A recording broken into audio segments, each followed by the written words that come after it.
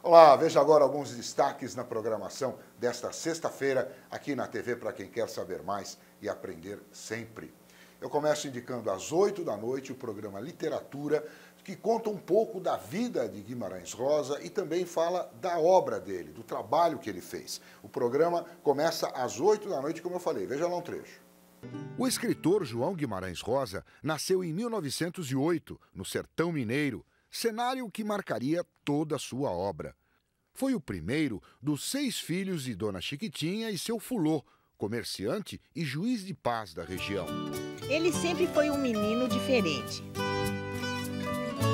Aqui em Cordisburgo passava o expresso, o trem que ligava o sertão a Belo Horizonte, a estrada de ferro central do Brasil. Ele tinha muito contato com os viajantes que vendiam livros, que traziam jornais, porque aqui quase que não vinha jornais e revistas, né? Então ele ia, quando passava a hora do trem, ele ia para lá para entrar em contato com o pessoal, para conseguir material para ele ler, estudar e etc. Todo mundo que passava, sabe, que encontrava com esse menino, fornecia muito material para ele. Material de leitura, jornais, revistas. E a família conta que ele ficava lá na venda e pedia que os passageiros do trem trouxessem revistas para ele. E as revistas, geralmente naquela época, tinha muita revista estrangeira. Ele pega uma revista, por exemplo, em francês e pede aos padres franciscanos aqui da paróquia que ensinasse para ele francês. Ele com 6 anos, pedindo para aprender francês. Ele tinha uma gana pelas línguas, né?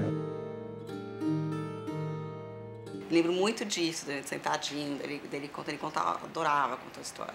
Então ele cantava, ele tinha muito de passear, isso ele gostava bastante, principalmente com o jardim botânico, zoológico, assim, ele curtia bastante, assim. Bicho, amava bicho. Papai era comerciante, homem muito rigoroso.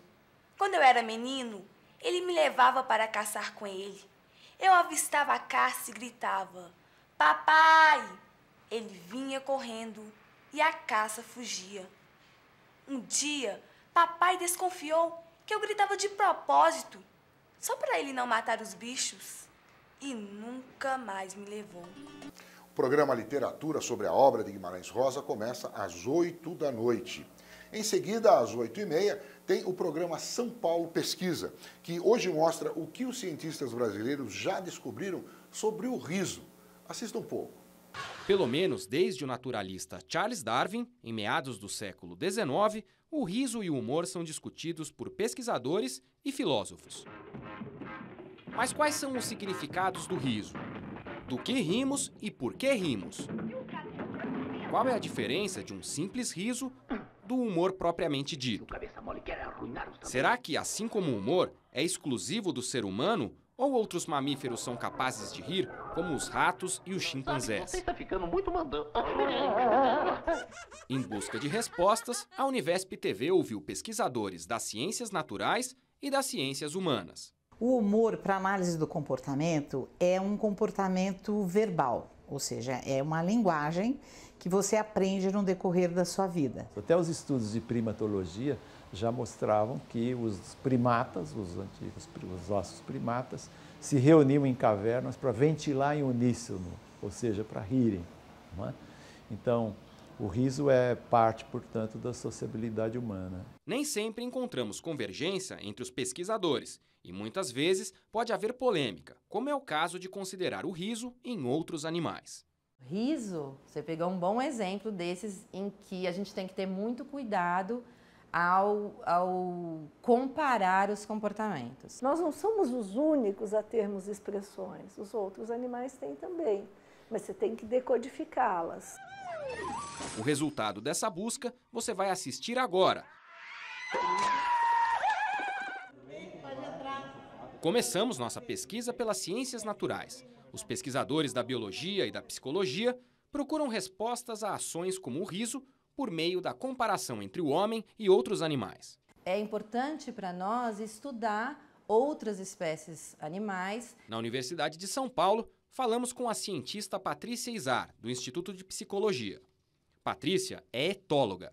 É uma área na psicologia que vai olhar para o comportamento humano por uma perspectiva comparativa e pela teoria da evolução. O programa São Paulo Pesquisa sobre o Riso começa às 8h30 da noite. Em seguida, às 9 horas, tem o programa História Especial, um pouco maior. Mônica Teixeira ouviu o sociólogo José de Souza Martins, que é professor emérito da Universidade de São Paulo, sobre a história de São Paulo durante o período da Primeira República. Veja um pouco. São Paulo era uma cidade presa no triângulo, que é Rua de São Bento, Rua Direita e a atual 15 de Novembro. Tá. Esse é o triângulo. A cidade era isso aí, com a Praça da Sé num canto. Tá. Fora disso era o Arrabalde. Do lado de cá do Anhangabaú já era roça. Então, nessa fase, a cidade começa a atravessar o Anhangabaú, ir na direção do que é hoje a Praça da República e vai se expandindo, se expande para Campos Elíseos, a área em volta da Estação da Luz. E ele faz uma coisa importante, que é estimular a demolição da cidade de Taipa, cidade colonial, e a construção de edifícios modernos. Isso na administração dele começa. Ele constrói o Teatro Municipal, que é a passagem para o lado de lá do Anhangabaú. Já tinham feito o viaduto, que foi uma iniciativa particular do Júlio Martin. De quem? Júlio Martin. Era um francês radicado em São Paulo. E por que ele tomou essa... Ele cobrava pedágio. Jura, professor? Para atravessar, você pagava pedágio. Se não pagasse pedágio, você descia pelo Brejo, descia aquela rua que sai do Lago de São Francisco. Isso a pé? A pé ou de... A pé. A pé. E ia parar no Pix, ali onde tem até hoje o monumento, subia a Rua da Palha, que é a atual Rua 7 de Abril, e ia na direção do que é hoje a Praça da República. Ele cobrava pedágio, pedágio do bonde, pedágio das carroças, pedágio das pessoas. Tinha uma porteira, onde é o prédio da prefeitura, o prédio Matarazzo, tinha uma porteira. Se você não pagasse, você não passava. Que interessante. Isso viabilizou o empreendimento dele? Viabilizou.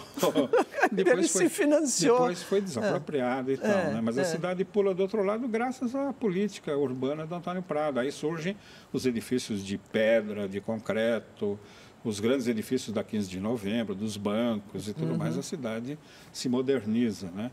O programa História começa às 9 da noite. Em seguida, às 9h45, ou 15 para as 10, tem o programa Jazz Icons, hoje com a música do guitarrista Wes Montgomery. São entrevistas e performances que foram registradas em filme em 1965. Veja lá um trecho. This system is not a perfect instrument. It isn't? Why not? Okay. I didn't mean to hip you that, man. Yes, it's never a perfect instrument. Never perfectly in tune, never. Same with the piano. Oh, yeah? Well, You can make it in tune. Yeah, but when a piano tune it up, a good piano tuner is tuned up. You can't get it, you can't get no more in tune. But this, you can tune it up perfect. This one. and a half hour later, something else is happening. I think I tried some blues.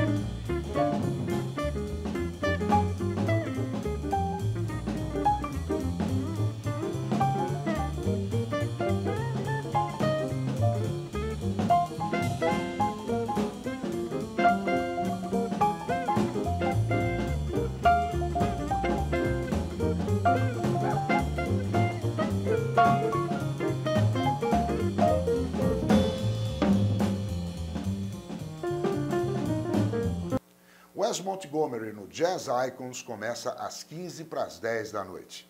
E não esqueça, toda a programação da Univesp TV está no www.youtube.com/UnivespTV. Até a próxima.